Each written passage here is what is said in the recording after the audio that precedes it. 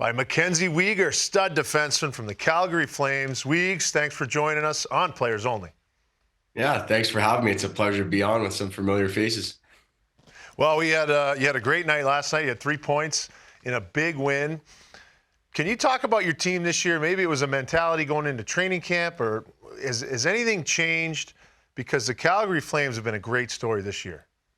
Yeah, I think a little bit has to do with sort of the expectations around our team at the beginning of the year, just kind of had us out of playoffs and, the rebuild and all the conversations that, all the media likes to talk about. So we definitely have a chip on our shoulder, but I think, at the same time, we got a lot of good players in that locker room and we're well coached and everybody's on the same page and really bought in together.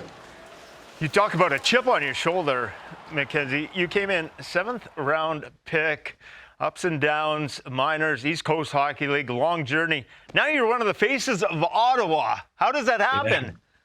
I honestly don't know. It's been quite the journey, like you said, and I've just been trying to carve my own path. That's a great photo there. Had to shed a few pounds after that draft.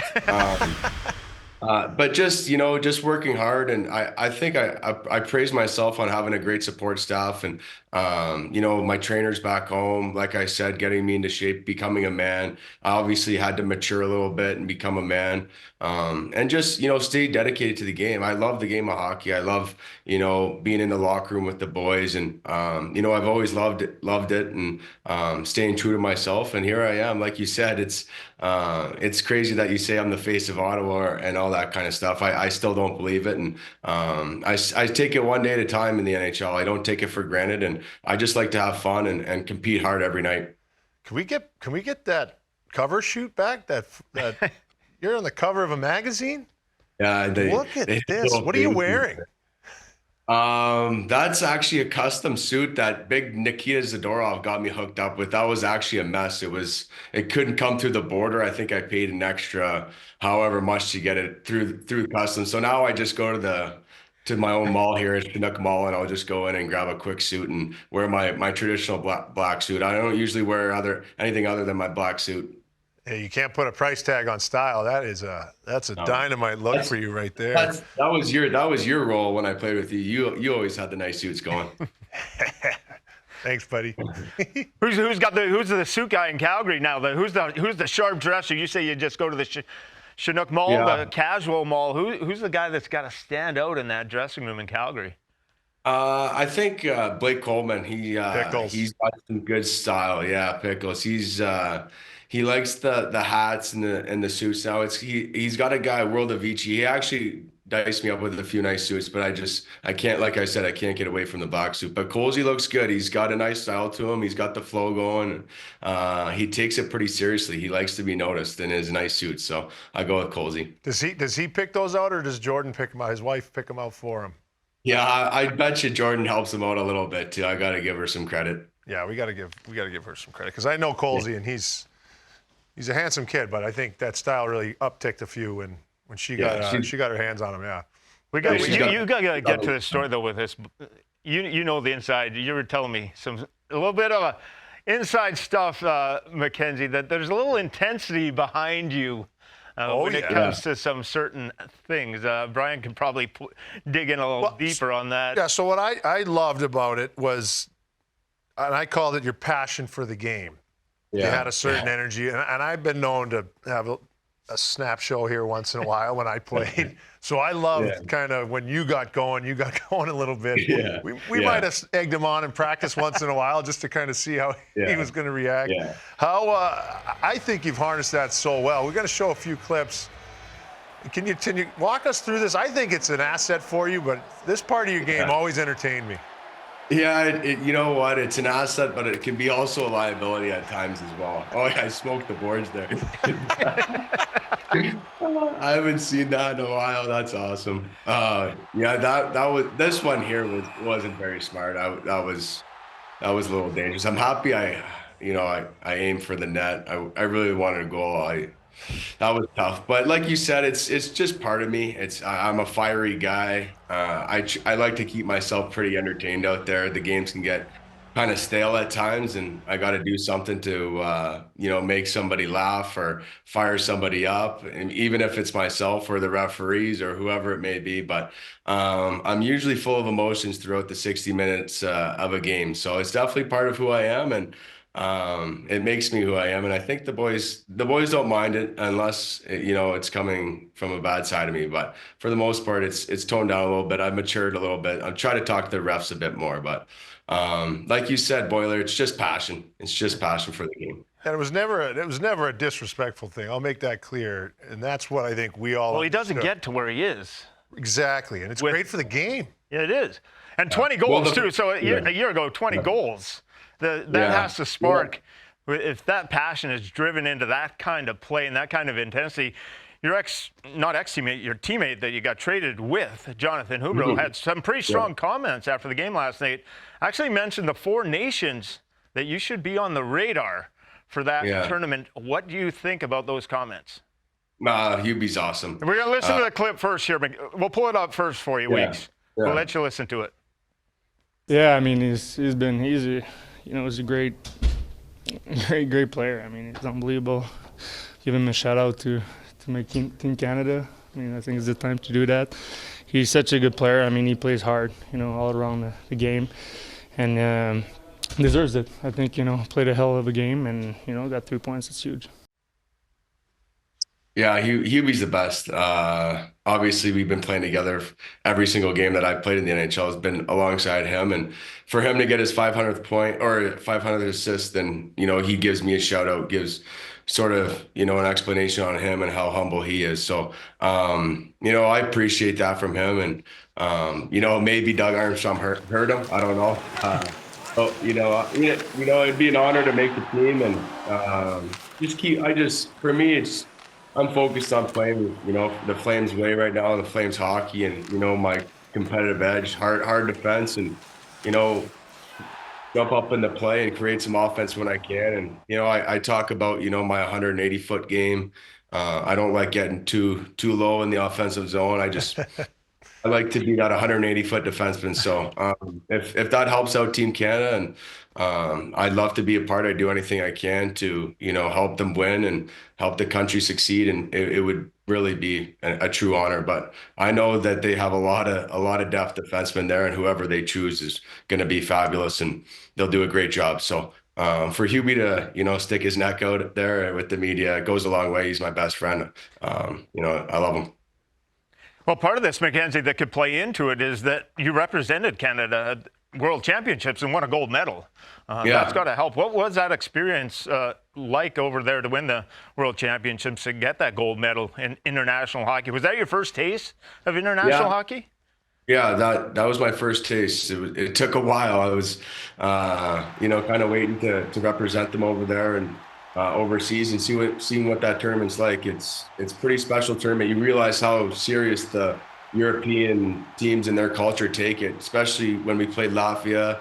Now they won bronze. It's now their national holiday, I think. So it was a great experience over there. It really was. We had a blast, a great team. It sort of reminds me of the team we have sort of in Calgary right now, where everybody's just kind of bought in. There's not one particular superstar that's kind of doing it all themselves. And, we really have a great culture in there, an identity. And I kind of, learned a lot and brought that sort of over with Calgary. So, that was an honor to represent Canada. We had some fun.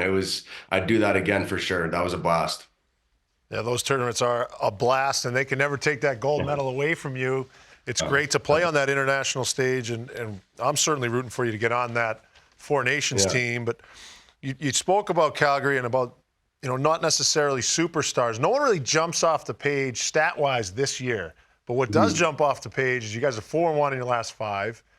I think you're second in the division, and the stats aren't crazy. It's kind of everybody's doing it together.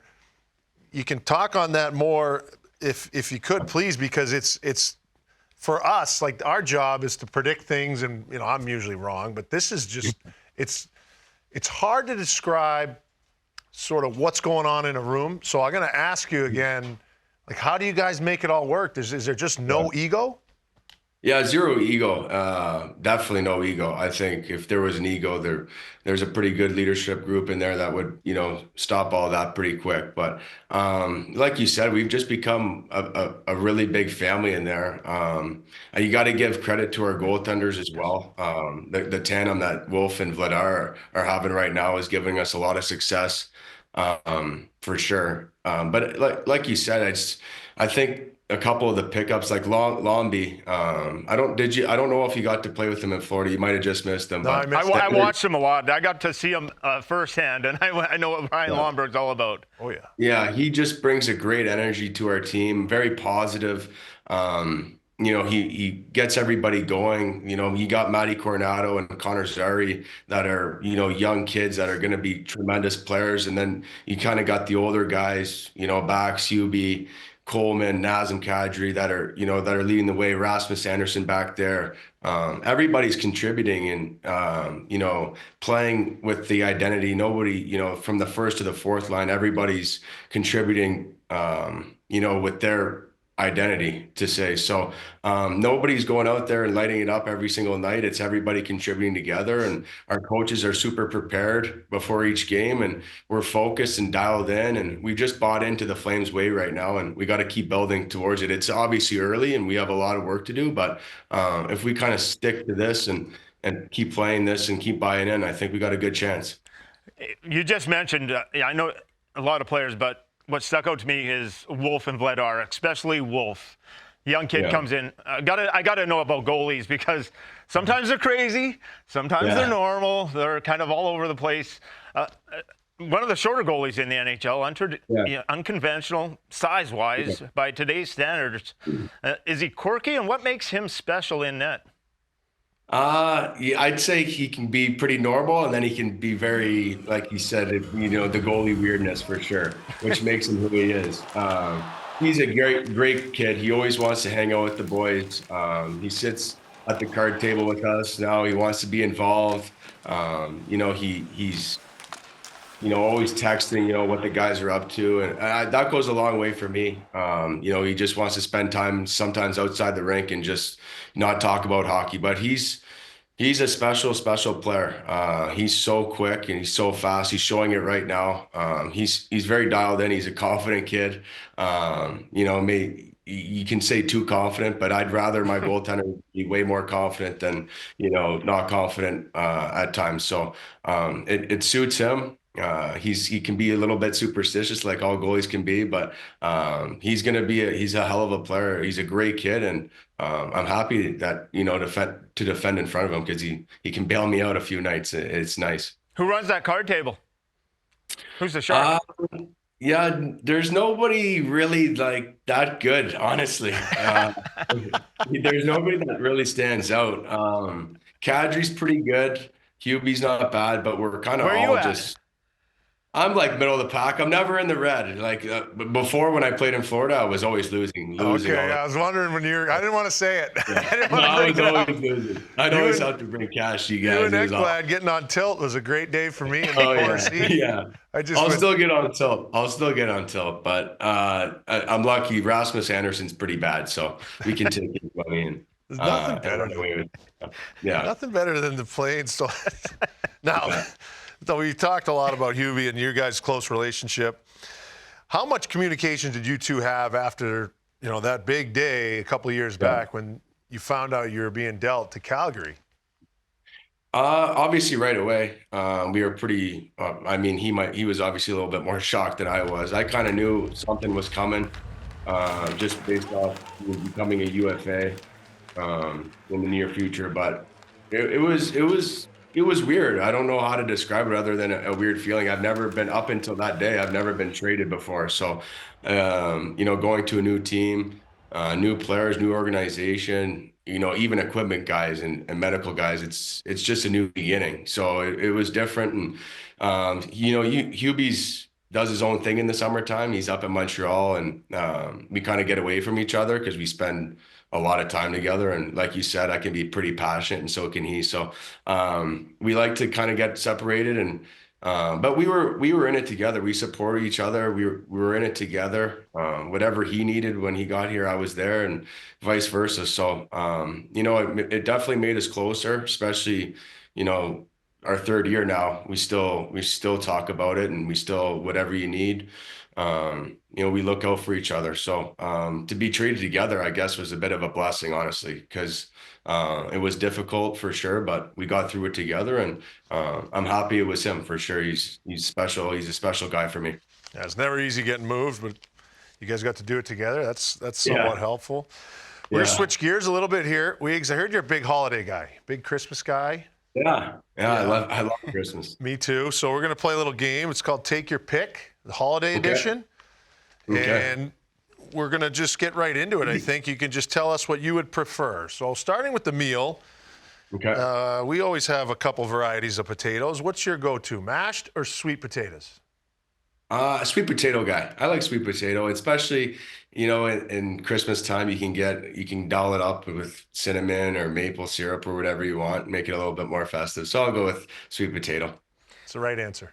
So we're going with the turkey now. Do we drown it in gravy? No gravy, cranberry sauce? What are we working with on the turkey? I gotta go gravy. If you know me, I got a couple love handles on me, so I love a good gravy. It always makes it a little better. Not anymore, dude. You're looking svelte. It's real good. Yeah. Speaking of cranberries, this is highly contested usually. Yeah. Do you like real cranberry sauce or the cranberry sauce out of the can? I'm a no cranberry at all. I'm with you on that one. I'm straight with you on that. I'm a no cranberry at all. I've never touched this stuff on my turkey. Oh, You do, Boiler? Oh, it's over on the side, Billy. It's not on the turkey. It's just over here. Yeah, canned cranberry, the fake stuff. You pile it I on. might give it a shot. Yeah. No cranberry. No cranberry. All right. All right, we'll get into a little festive side. Apple cider or eggnog? I'll go apple cider. The eggnog can sit a little funky in my stomach. My dad loves it. He can drink a whole container of it, but I like the apple cider. Warm it up a little bit and enjoy it around a fire or something. That's a nice vibe. Like it spiced up a little, or just a little. Yeah, spice it up for sure. Okay. For sure. Yeah. A little brandy in the eggnog, though. There's nothing warms you up on a cold night. That's the spice you're talking about. If that's the spice you're talking about. Okay. Gift giving and receiving. Are you a Christmas Eve open presents guy? Maybe one, or just save it for Christmas Day? We like to do one gift on Christmas Eve. Everybody's always anxious, and it's a little one. Usually it's just a small gift, but it gets you all excited for Christmas morning. So I go one gift Christmas Eve, and then fire away in the morning, rip it all apart, and make a mess. What's the one Christmas movie? Christmas Vacation, Elf. There's lots of choices. Yeah. What's the go-to for MacKenzie Weegar? Every year, I don't know why, when I'm on the road, usually when I'm not on the road, I don't really watch anything, but I always watch the original Grinch. I love the movie. It kind of gets into the holiday spirit, and I like Whoville. I don't know why. It's always been something that I've gotten into. So I like the Grinch. I'll go with the Grinch. The original, like the cartoon one? No, Jim Carrey, sorry. Oh, Jim Carrey. Yeah, that's a good one. My kids all love that one. Now, if you had to pick between Christmas Vacation and Elf, this is a tough one. Christmas Vacation or Elf? I like Elf. I like Will Ferrell. It's hilarious. What are you? Boiler. I am a huge Will Ferrell fan, and I say Christmas Vacation. Yeah, I'm Christmas Vacation too. Speaking of gifts, and we saw something when we were creeping out on your Instagram, I guess. Did you get engaged? Oh, wow. Wow, look at that. Hey, yeah. I got engaged actually not this summer, the summer before. We had 5 weddings this summer, so we couldn't even plan our own wedding. But we did up in Banff. Nice. We made it work. Yeah, Megs. Did you meet her, Boiler? I don't know. Maybe we were young, but we're looking forward to it. Yeah, we're getting married in Montreal this summer in July. So. Oh, unreal. Congratulations. You tell her you gotta go a little easy with the Christmas presents because you got a wedding to pay for in July. Oh, yeah. Are we going big on the wedding? Like, or are we just going like what's the roster coming to the attendance coming to the wedding? There's definitely a lot of people coming, probably, over 200, and we're going to Montreal. I think the wedding's on Saturday. I'll be there Wednesday golfing with Hubie. Then we got the rehearsal dinner, and the welcome party and the whole spiel. So it should be a fun week. I'm looking forward to it. It's time for weeks to settle down and start a family and get going. All right, I'll send you my address, and I'll expect to save the date. I'll take steak too. So come on down. 2 for you. Weeks, man. Thanks. This Thank is you. awesome. And keep it going in Calgary. You guys are a great story. You yourself, it's great to see you doing so well. And keep it going, buddy. Yeah, you're an inspiration for a lot of people, your journey. Yeah, I appreciate that. Thank you. It's always nice catching up with you guys, and keep it going.